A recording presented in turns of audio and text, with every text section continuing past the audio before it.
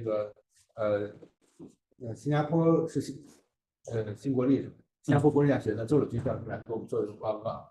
邹柳俊是2019年在哈佛大学获得博士学位，但是导师是 MIT 的Stanford 教授，好像现在不允许了，据说你之后就不行了，那个时候可以。然后他是在那个 Perimeter Institute 从2019年到2024年在加拿大的 Perimeter Institute 做博后，然后2024年到开始在新国立做助理教授，然后他的研究兴趣主要是quantum matter、quantum field theory、quantum information。那今天他给我们带来报告是关于 symmetry-enforced quantum entanglement 的关系。好，谢谢大家今天来这个报告这么早就过来，然后我接下来会用英文讲，大家如果有什么问题的话，随时都可以提问，用中文或者英文问都可以。Okay, the topic today is symmetry-enforced quantum many-body entanglement. Before the talk, let me first acknowledge my collaborators. These people, the first 4 people all worked at the perimeter or are still working at the perimeter. And Connor is a PhD student at KUST, Hong Kong University of Science and Technology. He will join NUS as my postdoc this summer. The talk will be based on these 3 papers. So let me give you the take-home message right away. The take-home message is certain symmetries in the quantum many-body system can enforce some special patterns or special structures of entanglement. In particular, I will explain 3 examples. The first is what we call entanglement-enabled symmetry-breaking orders. This is a phenomenon where certain symmetry-breaking patterns imply there's some interesting structure of quantum entanglement. The second example is what we call symmetry-enforced no-entry entanglement. It means there are some symmetries which are called anomalous symmetries, and then what we can show, as long as a state has such a symmetry, it must be no-entry entangled. I want to emphasize this statement does not only apply to ground states of local Hamiltonians, it applies to all states, not necessarily any ground state of any natural Hamiltonian. And the last example is what we call symmetry-enforced minimal entanglement, meaning in some system, if we have some symmetries, then the entanglement has some lower bound. There's some smallest possible entanglement, which we are able to calculate. Okay, so this is the outline. I will start with an introduction about the interplay between symmetry and entanglement. Then I will go through these 3 examples. Let's start with this introduction. So we know that entanglement is the informational manifestation of quantumness. For example, we may have some unentangled states, consider 2 qubits. They may both be in the 0 or 1 states, and this is some unentangled state. The entanglement entropy between these 2 qubits is 0. Or we can consider some entangled state, this up-down minus down-up Bell state. The entanglement entropy between these 2 qubits is log 2 is non-zero. So the reason why entanglement is interesting and useful is because it's really where quantum physics comes into play. In particular, for example, this Bell's theorem says if we consider some entangled states, then these states can violate some inequalities that must be satisfied by classical theories. Okay, this is the very simple example of entanglement between 2 qubits. Here we are interested in quantum many-body entanglement, meaning the entanglement between millions and billions of qubits. There are many aspects of quantum many-body entanglement. The first question one can ask is whether the entanglement is localized or delocalized. To demonstrate this concept, let's look at some examples again. So let's first look at some example of unentangled state. This is the one state, this is another state.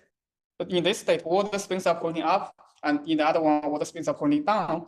In both cases, there's no entanglement, and we may say this is a rather classical state. Then there's this state, which may be viewed as some more quantum state. So here, each blue dot is a qubit, and if they are connected by a segment by a line, then it means these 2 qubits form a spin singular state, some Bell state. So in this case, you see there is some entanglement. For example, there's entanglement between this qubit and this qubit. However, the entanglement is always localized in some local regions. Like in this local region, there's entanglement. In this local region, there's entanglement, but there's no entanglement between these two local regions. So in this case, I say the entanglement can be localized. But there can also be cases where the entanglement is delocalized, meaning the entanglement cannot be confined in some local clusters. Like here, you see, if I cut the system at any place, I will encounter some entanglement. No matter what kind of entanglement cut I choose, I will have some entanglement. So this is delocalized entanglement. This is about whether the entanglement is localized or delocalized.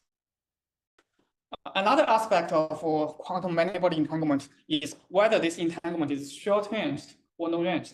I should emphasize immediately, this concept is different from the previous one. In the previous one, we were talking about localized versus delocalized entanglement. Even for delocalized entanglement, it can be either short-ranged or long-ranged. So what do I mean by short-ranged or long-ranged? If a state has short-range entanglement, if a state has short-range entanglement, it means by starting from a product state, then I can do some time evolution generated by local Hamiltonian to obtain this state. If a state can be obtained or be prepared in such a way, we say the state is short-range entangled. Otherwise, it's long-range entangled. So nowadays, if people use some quantum circuit made of many unitary quantum gates to prepare such states, then a short-range entangled state has a small circuit complexity. We don't have to use many layers of the quantum gates, but long-range entangled states have a large quantum complexity. Let's look at some examples. So injective matrix product states, they are short-range entangled. This cat state, or up plus or minus or down state, this is a long-range entangled state. One can show it violates some property that must be satisfied by short-range entangled state. For example, one can show short-range entangled states must have correlation functions that decay exponentially, but this is not true for the cat state. Also, like conformal field theory state, they are also long-range entangled because the correlation functions do not decay exponentially as their distances increases. Okay, this is the second aspect.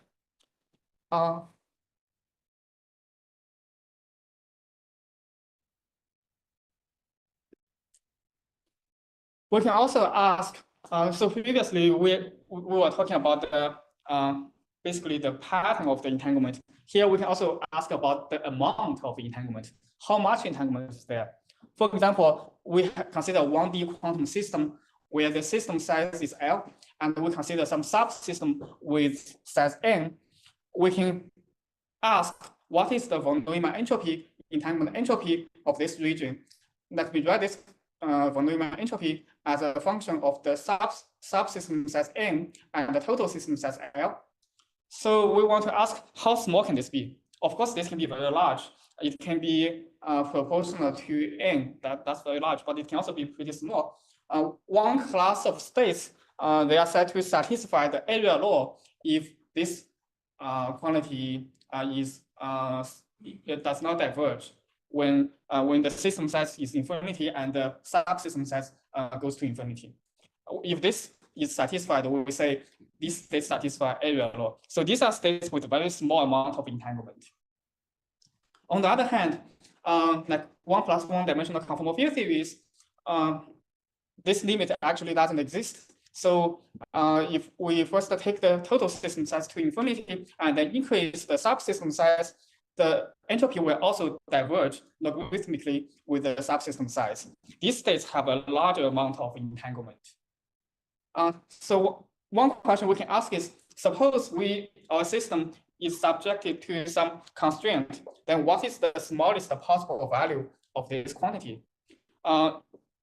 In other words, what is the minimum entanglement given the constraint? So now the question becomes, what kind of constraints should we impose? Of course, we want to impose some physically relevant constraints, and the most natural one is just symmetry. In fact, symmetry, we have many examples that showcase symmetry-enforced entanglement. The simplest example is simply just the case with two qubits. Suppose there's SU2 or SO3 rotational symmetry between these two qubits, then the symmetry will enforce the system to be in this maximally entangled Bell state.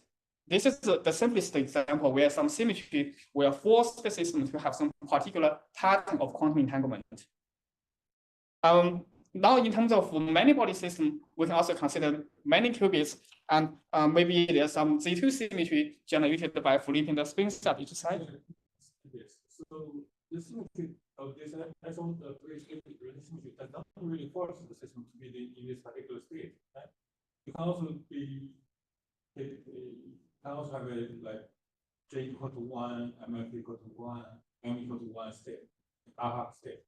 That breaks the symmetry. Under the symmetry transformation, it becomes another one. Okay. The state itself is symmetric. Yeah. Okay. Now, in the example of many qubits, we can imagine the case where there's a symmetry that flips the spin in some basis. And we can imagine the case where the symmetry is spontaneously broken. One particular realization of this phenomenon is to consider this Ising model with a very simple Hamiltonian. And we know the ground state. There are two such ground states, O up plus or minus O down. Of course, O up and O down, they are also ground states. But now I want to look at the states that are symmetric. And then we need to consider these two. And you see there is some non-trivial pattern of entanglement. Another question I want to ask is, are there more interesting examples of symmetry-enforced entanglement? And furthermore, how can such symmetry-enforced entanglement patterns be understood systematically? Frankly speaking, it's quite hard to understand this systematically. So concretely, I will just ask some concrete questions. The first question is as follows. Let's consider spontaneous symmetry breaking. Then we know the ground state can be viewed as some cat states. But we can also look at each component of the cat state. And we ask whether each component has some classical picture. Let's see what this means. Again, let's consider this example of cat state before. By each component, I mean component like this one and component like this one, these two terms. They have classical pictures, just all spins pointing up, all spins pointing down. These both states are unentangled. So this question equivalently is also asking, are there some entanglement-enabled symmetry-breaking orders? Meaning the spontaneous symmetry-breaking pattern must come with some interesting pattern of entanglement. Yeah, just want to follow what you're talking about. So here you're talking about the symmetry of the Hamiltonian, or you're talking about the symmetry of the states. I think throughout this talk, I will always be talking about the symmetry of the states. I will mention some Hamiltonian, but the symmetries of the states. Good question. Any other questions? Okay, so also another point I want to remark is this is of course a very fine-tuned Hamiltonian so that this ground state looks exactly like this O up and O down. If I perturb this Hamiltonian by adding some, say, transverse field term, the ground state will change into something more complicated. Here, when I say such ground states have classical picture, I mean there's a representative that has the classical picture. When I say it doesn't have a classical picture, I mean even such a representative doesn't exist. Okay, the second question is we want to ask whether some symmetry can enforce the state to be non-energy entangled. We already have some hint of this. So from the Lipschutz-Martis theorem, we know that if we consider the ground states of a spin 1/2 chain described by some Hamiltonian that has SO3 and translation symmetries, then the ground state must either spontaneously break the symmetries or be gapless. So let's ask what are the possibilities of the ground state? There are infinitely many possibilities, but let's consider one possibility. Suppose the Hamiltonian is the ferromagnetic Heisenberg model, then we know the ground state has spontaneous symmetry breaking. And as we said before, this is non-energy entangled because of the cat-like entanglement.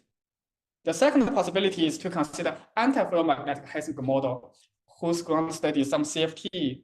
And again, this is non-energy entangled. So from these examples, we see such symmetry conditions will force the system to be non-energy entangled.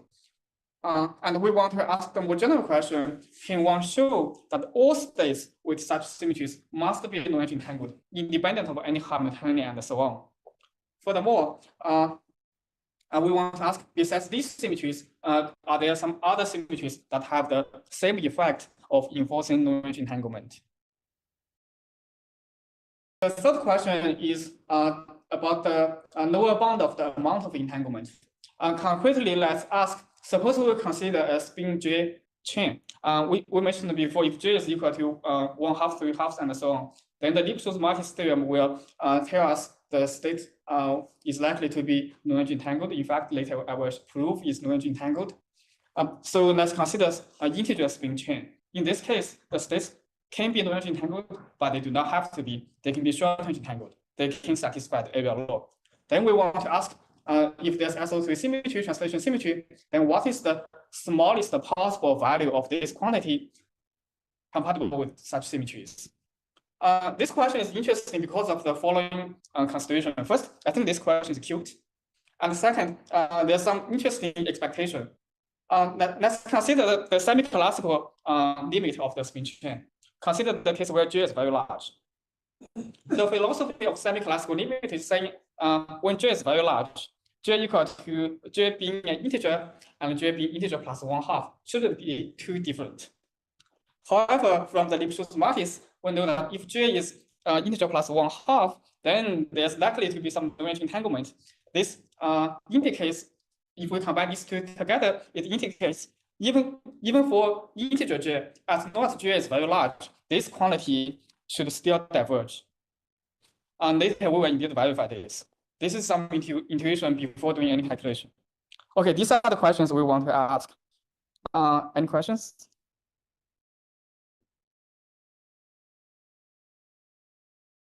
Okay, now let me go to these three topics. The first is entanglement-enabled symmetry-breaking orders.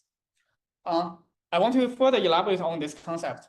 So I kept saying many spontaneous symmetry-breaking patterns can be represented by some relatively classical pictures. Let's consider the case where the symmetry is SO3 and translation. And let's consider some very simple and familiar examples of spontaneous symmetry-breaking orders. Say we may have ferromagnet. A representative picture of the ferromagnet is here, where all spins are pointing in one direction. So in this case, we can read off the unbroken symmetry to be still the translation symmetry is not broken, but SO3 is spontaneously broken to SO2 because now there's only the spin rotation around one axis. This is one example, and we see it does have some classical picture. Now let's look at another example, valence bond solid. This is a picture of the valence bond solid. Here, each ellipse represents a spin singlet made of two spin 1/2. These two red dots are spin 1/2. So you see, in this case, SO3 symmetry is not spontaneously broken, but the translation symmetry is broken to some reduced translation symmetry. Previously, it's translation by 1 unit cell, now it's by 2 unit cells.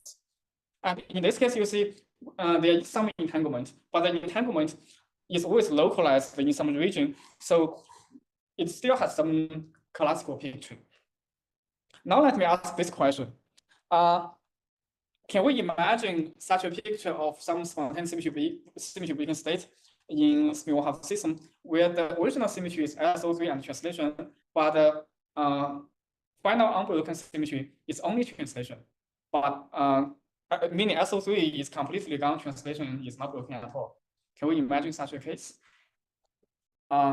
Let's think about 4 or 5. Yeah. So why does the translation of SO3 times translation reduce the mean? It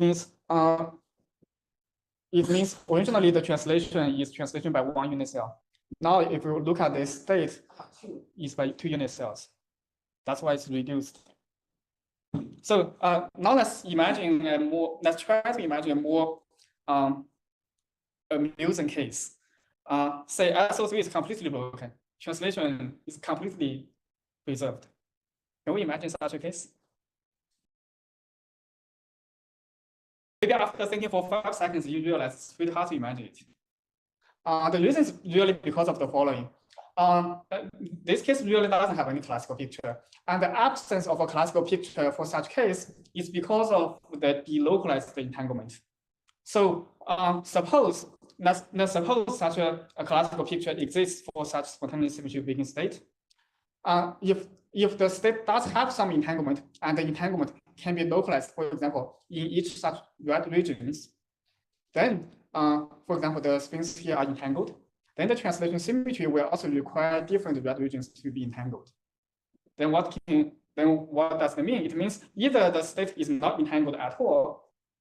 In this case, all strings are pointing in the same direction, so the unbroken symmetry is not just the translation, but there's also the SO2 spin rotation. So this option violates our assumption. The second option is that such spontaneous symmetry breaking pattern actually requires some delocalized entanglement. It just doesn't have such classical picture. The reason I thought about these questions is really because I was talking to some colleagues who do numerical calculations, and he had the ideology or impression that such spontaneous symmetry breaking states that must come with some delocalized entanglement. They are not feasible. He thought they're not feasible. He thought such things just cannot exist. So the question is, can such things really exist? In other words, are there local Hamiltonians where such phenomena happen? There are. In fact, in this paper, we constructed an infinite family of solvable models that showcase such entanglement-enabled symmetry-breaking orders. I will actually mention these models are really inspired by one of the papers by Professor Qi Yang here. I think you consider the case where A is equal to 4, but it can be generalized to, also you don't have spontaneous symmetry breaking. It can be generalized to any integer and with spontaneous symmetry breaking. So let's consider a chain where at site we have some n squared dimensional Hilbert space where n is 3, 4, 5, and so on. Then we can choose the basis states at each site to be this alpha beta. Of course, you can choose it to have just a single index, but I'm free to choose it to use. I'm free to choose to use 2 indices to represent it. And then there are some elementary operators that we can construct at site. We can consider the case where the original symmetry is generated by these ones. This is a little bit technical. So the information I'm trying to convey is such phenomena is physical, and we have an infinite family of Hamiltonians that can do this. So there are such symmetries. One of them is generated by this one, the other is generated by that one, and then there's the usual translation symmetry and reflection symmetry. And we can consider the case where the unbroken symmetry is just this one.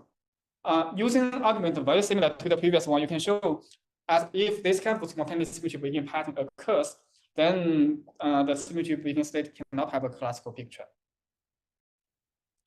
And it turns out we can write down a Hamiltonian whose ground states this is a gapped local Hamiltonian, and the ground states precisely realize such spontaneous symmetry breaking pattern.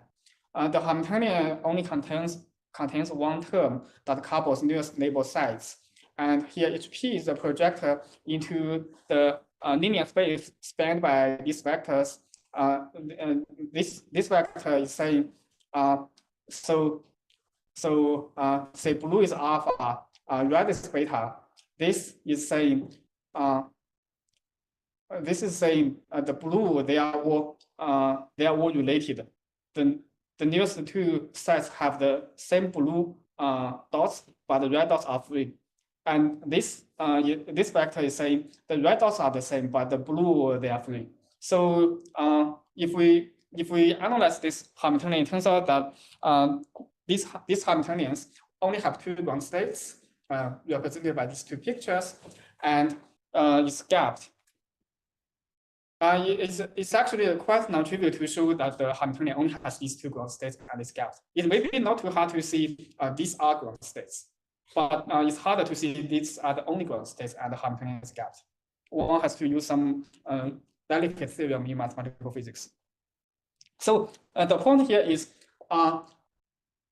such entanglement-enabled symmetry-breaking orders can exist as the ground state of some local Hamiltonian. They do not have, they must have some delocalized entanglement. In the natural sense, such states are more quantum than the, say, the usual ferromagnet.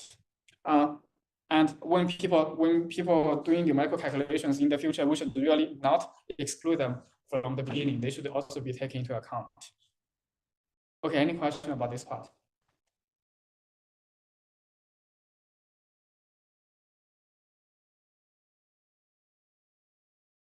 Okay, now let me go to the second part, symmetry-enforced long-range entanglement. So there's belief that anomalous symmetries will force all states to be long-range entangled. By all states, I really mean all states, not necessarily ground states of any local Hamiltonian or any relatively non-local Hamiltonian. For example, we can consider a chain of qubits.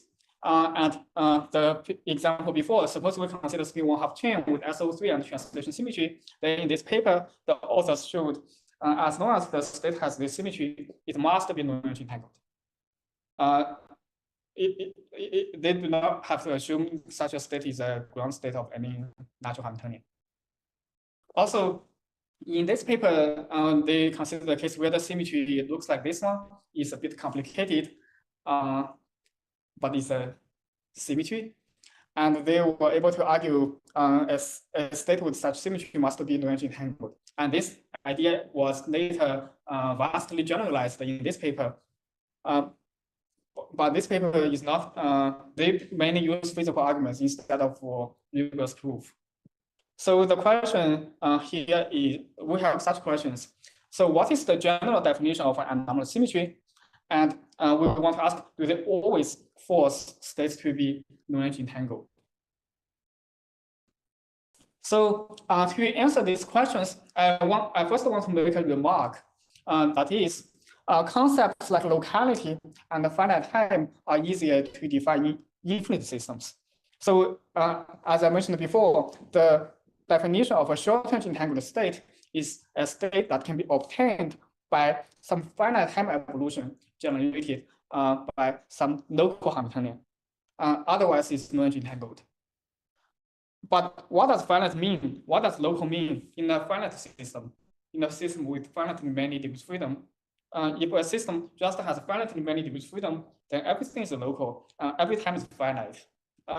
In fact, even if we are dealing with solid state systems where the degrees freedom may be 10 to the 23, this is a very big number, but it is a finite number. It's a big but finite number. So to define such concepts in a clean way is really easy. It's really easier to consider infinite system from the beginning. If we consider finite systems, then we have to consider a sequence of infinitely many finite systems with increasing sizes, and we consider some limits. That's more complicated. One can do that, but it's more complicated. So it turns out there's a formalism called operator algebra formalism. It treats finite and infinite systems in a unified fashion. And we will use this formalism to define and discuss anomalous symmetry. So this operator algebra formalism is essentially the hexagon picture in quantum physics.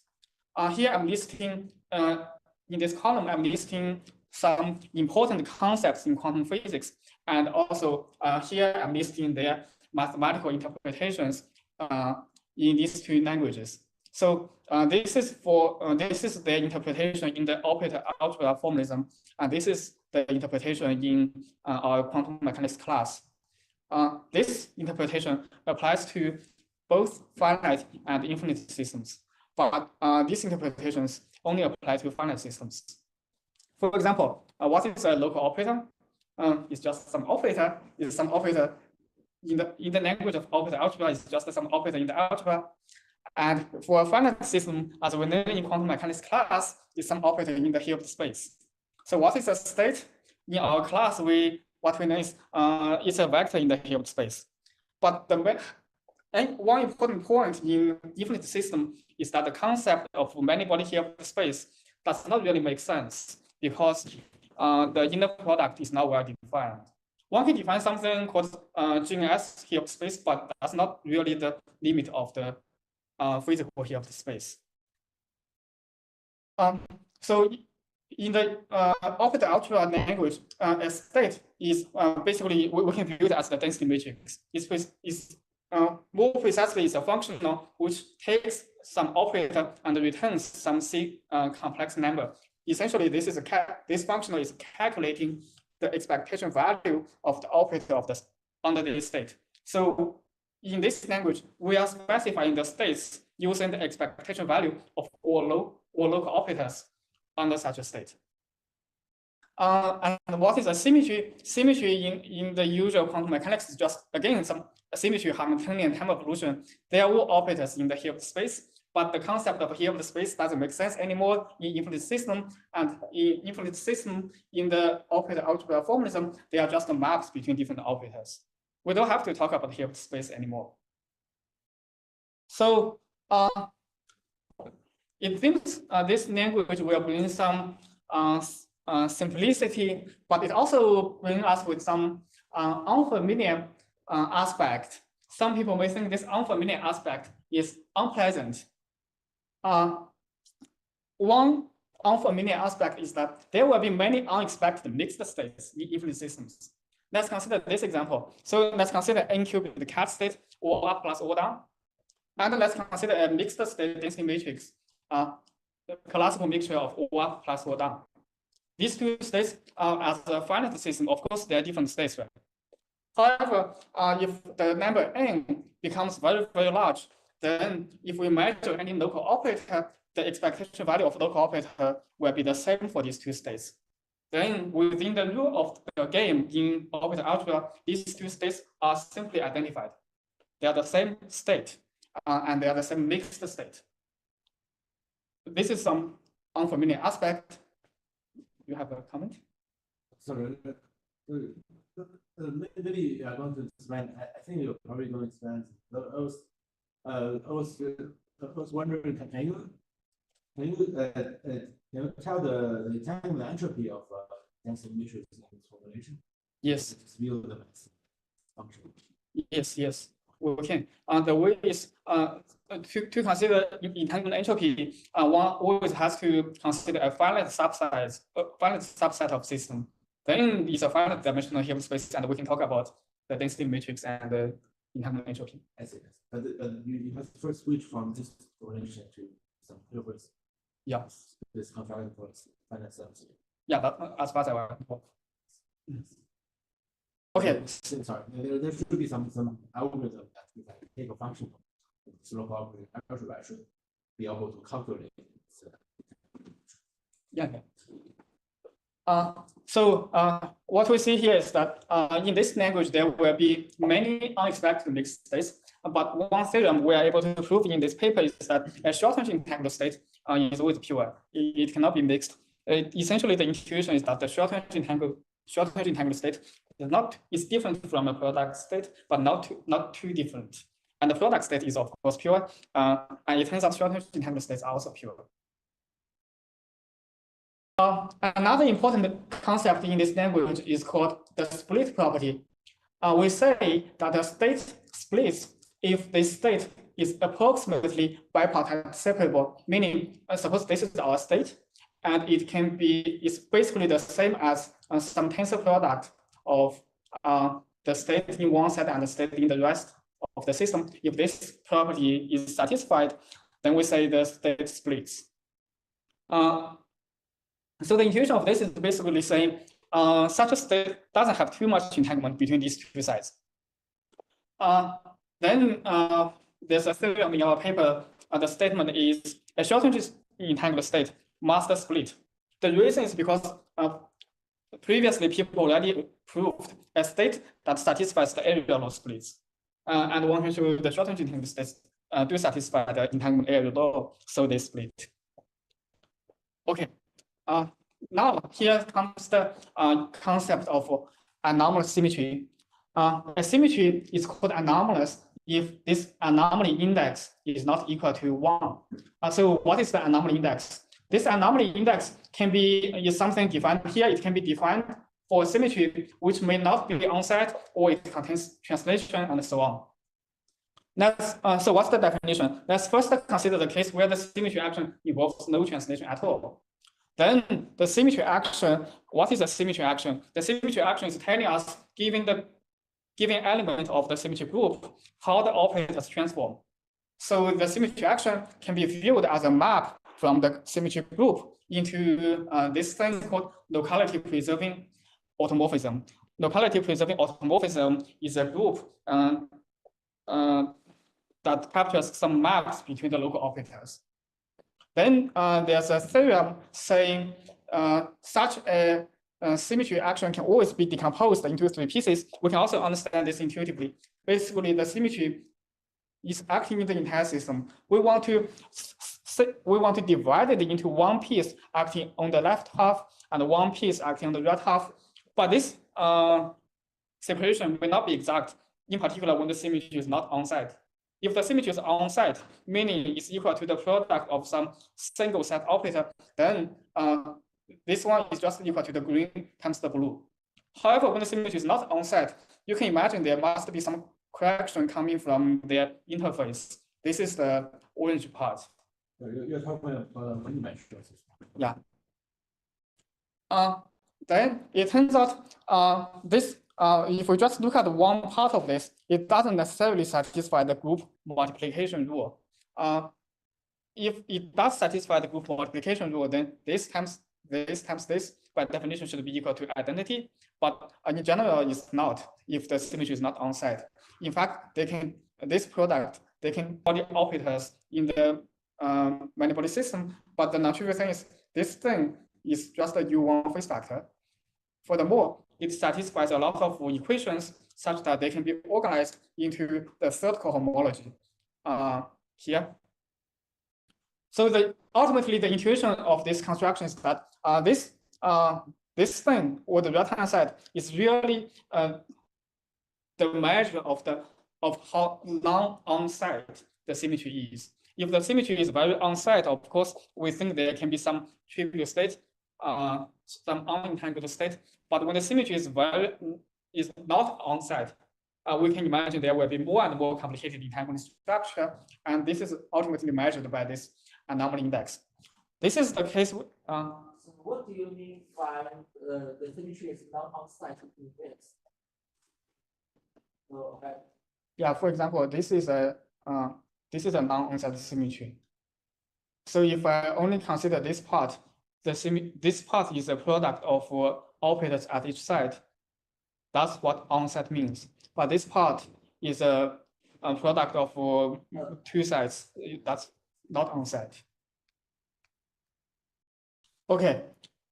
So this is for the case where there's no translation. But if there is translation, one can also generalize the definition and have the concept of anomaly index. This is defined carefully and rather rigorously in this paper. Also in this paper, Kapusky and Sopenko proved an important theorem, that is, suppose I can have a symmetry G and there's a G symmetric pure state that splits. Then such state can exist only if the anomaly index is trivial. So as I mentioned before, the anomaly index is some element in the third cohomology group. Only the theorem is saying only if this anomaly index is the trivial element, then a G-symmetric pure split state can exist. So what's the intuition behind this theorem? So the first, there are multiple pieces of the intuition. The first is that the condition of symmetry just tells us that alpha is a symmetry. Then split is basically saying the 2 halves of the system are basically unrelated. So it turns out it basically means alpha on one side is approximately the symmetry. Then is the more abstract concept of pure. This part is not very intuitive. Using some not very intuitive math, one can show it requires this anomaly index to be trivial.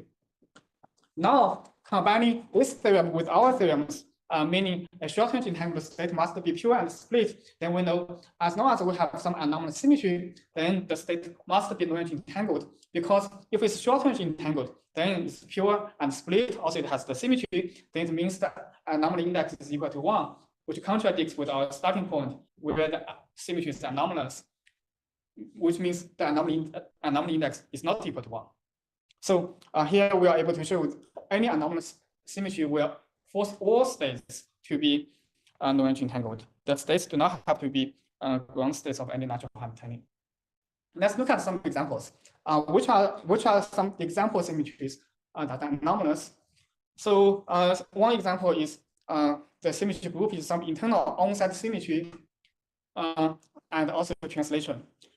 And suppose the symmetry acts projectively, then such a symmetry in total is anomalous. One more specific example is here, consider a spin S chain where S is integer plus 1/2 with SO3 and translation symmetry. One can show by just plugging the definition, just plugging the setup into the definition and calculate the anomaly index. One can show this anomaly index is non-trivial, so it's anomalous, and all such states must be non-entry entangled. Also, another class is G is some symmetry action on the boundary of some symmetry protected topological states. One example is this example. This is actually the boundary symmetry action of the so-called Neven-Gould Z2 symmetry protected topological state. And we show is one can also calculate the anomaly index and find the anomaly index is non-trivial, so it will force all states to be non-entry entangled. So what this means is that to prepare such a state from product state, we need a very deep quantum circuit. That's one thing. Also, as I keep mentioning, this statement applies to all states, not necessarily some grounds, just some ground states of local Hamiltonians. But suppose such a state is a ground state of some local or even non-local Hamiltonians. Such states, such Hamiltonians must either be gapless or the ground states spontaneously break the symmetries. This statement applies not only to local Hamiltonians, but also to some non-local Hamiltonians. For example, if the Hamiltonian is a two-body Hamiltonian, then the result applies if the interaction decays faster than 1/r squared, where r is the distance between the two interacting bodies. It can also be generalized to multi-body interactions, and in our paper, we have the precise condition for this to be applicable. Any question about this part? Yeah. So far it is. Hopefully it can be generalized to high dimensions.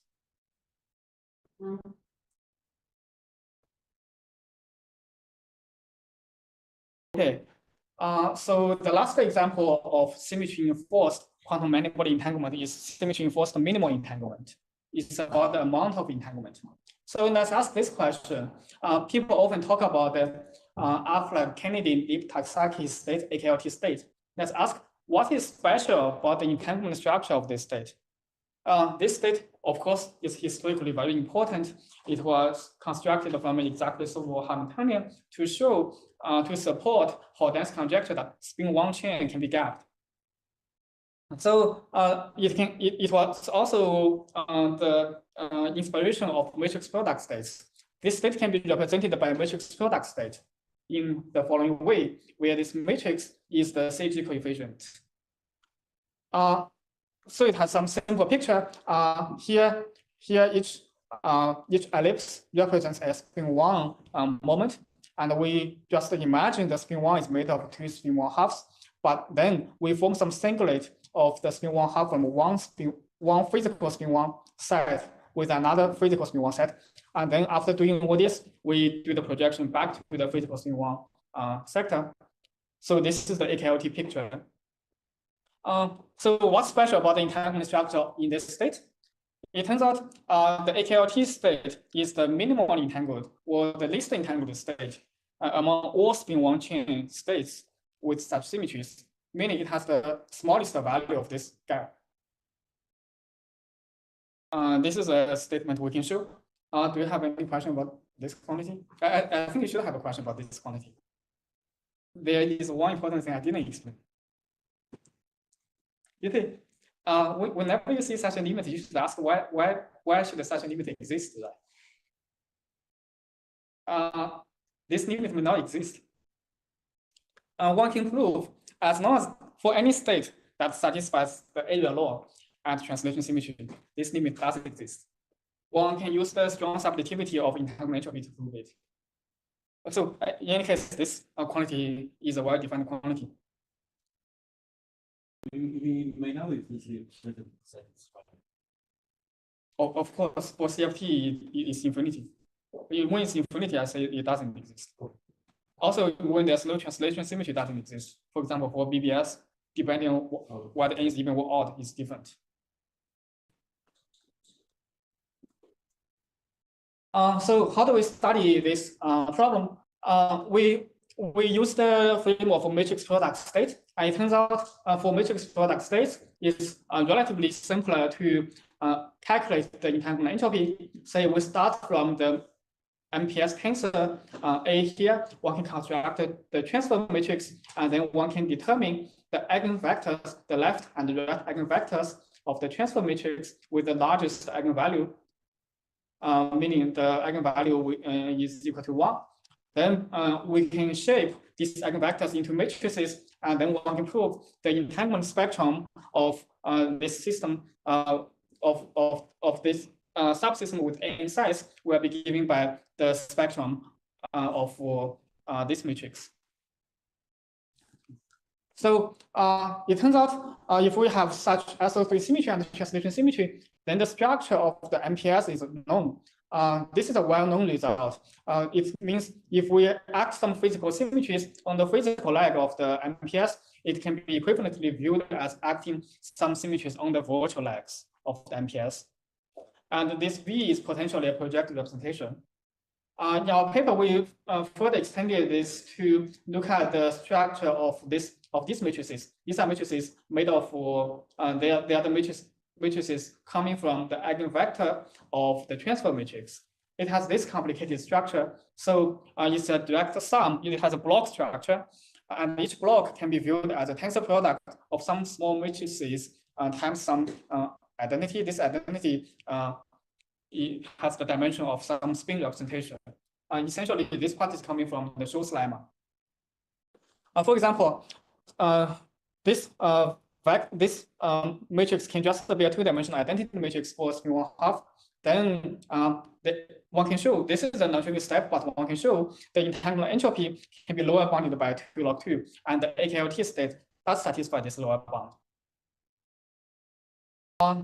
So what we see here is that symmetry can set some interesting lower bound on the amount of entanglement, and this analysis can actually be done for all integer spin j, and it can be done for all Renyi indices, not just the von Neumann entropy, but all Renyi entropies, including the Renyi index doesn't have to be integer; it can be any positive real number. We discussed all this in the paper.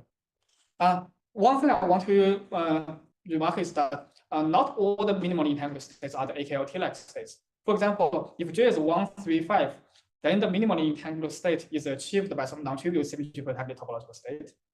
But if J is 2, 4, 6, it's achieved by some trivial symmetry-protected topological state. And if J is larger than 6, like 7, 8, 9, and so on, here we want to consider states that do not spontaneously break the symmetry. If J is larger than this, then we can actually just approach some lower bound of the entanglement by a sequence of states that do not spontaneously break the symmetry. But to really take this value for the entanglement entropy, it has to be achieved by some spontaneous symmetry breaking state. And furthermore, we have expressions for the entropy for any J, and we can see the large J limit. This minimal entanglement diverges as log J. It indeed diverges. It agrees with our original expectation based on the semi-classical analysis and Lipschutz matrix. Okay, let me summarize. So again, the take-home message is that certain symmetries can enforce specific structures of quantum many-body entanglement. I talked about 3 examples: entanglement-enabled symmetry-breaking orders, symmetry-enforced Lagrange entanglement, and the symmetry-enforced minimal entanglement.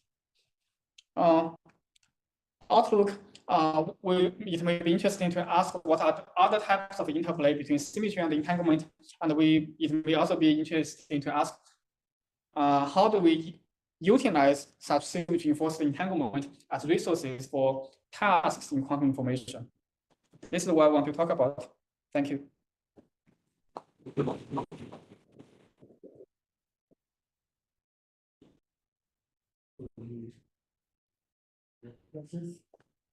So the result you get is just from the one-dimensional swing chain, or what if for the five-dimensional space? For which part? For all of these, maybe. Oh, so first, this phenomenon of course exists also in high dimensions. In our paper, we do have such examples. It's some very trivial generalization of 1D. Essentially, once it happens in 1D, then just stack many 1D systems together, you get high dimensional systems. The second is also believed to be true that anomalous symmetry will force all states to be non-entangled, but the proof has not been out. We don't know how to prove it. One difficulty people encounter is how to even define anomalous symmetry microscopically. In the field theory, one can ask about the anomaly, but microscopically, given a symmetry, how do we define it? People don't have a general answer. This one is more subtle because in 1D, if we look at the subregion, it's just a segment. But in high dimensions, the subregion has a shape. The preset shape will determine the amount of entanglement. So in high dimensions, even the concept of the symmetry-enforced minimum entanglement needs to be refined. There may be a way to generalize it to high dimensions. So here you consider in balance systems, right? So, what's your implication of the results of balance systems? For balance systems? Yeah.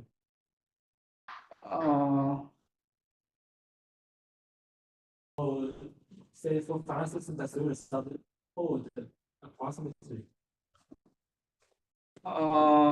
If I understand the question correctly, the answer is yes. So basically, if I have a sequence of finite systems with increasing sizes, ultimately they will approach some thermodynamic limit. The results in the thermodynamic limit will constrain the results for the sequence. In other words, as long as the system is large enough, then basically you can say exactly the same thing. Yes, intuitively it should hold, but it's now supposed to consider specific example. For example, you have some system composed of 100 qubits. So what can you say about this particular system? In these topics,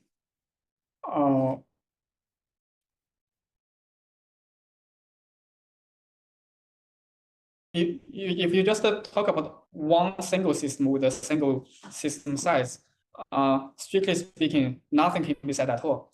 100 qubits, 10 to the 23 qubits, they are the same as 2 qubits. They are all local. We really have to talk about the sequence of systems. But of course, the physically important question is, we do have a single large enough finite system, then what can we say? The answer is basically what's said here can be said there.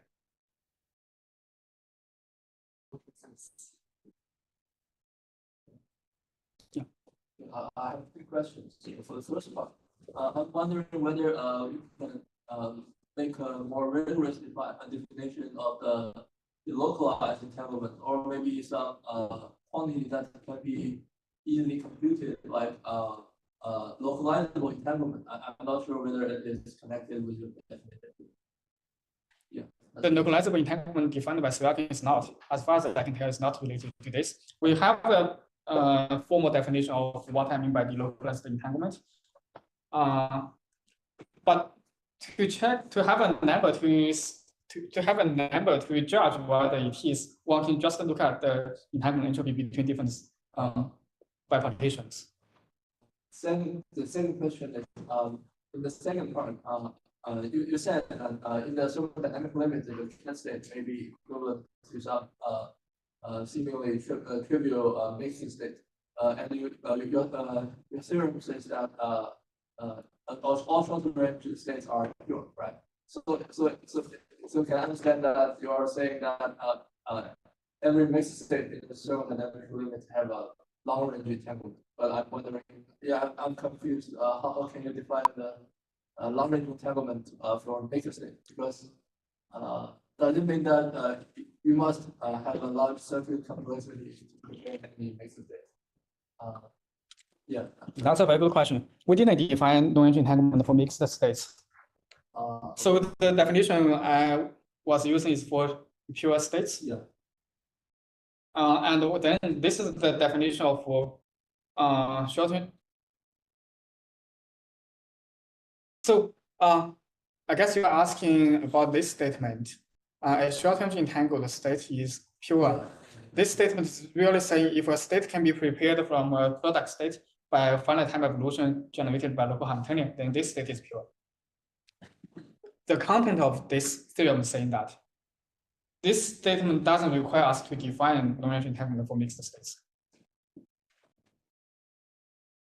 So if a state is not pure, it cannot be prepared by a short range, a finite depth, local one circuit.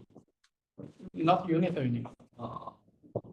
But this is unrelated to our result.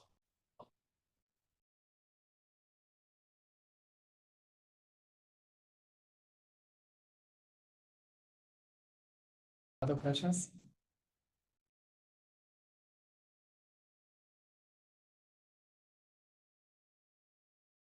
Xiaopeng, are you supposed to? Oh. They have left. Do you have more questions? Now that's thanks for the exciting talk. Thank you.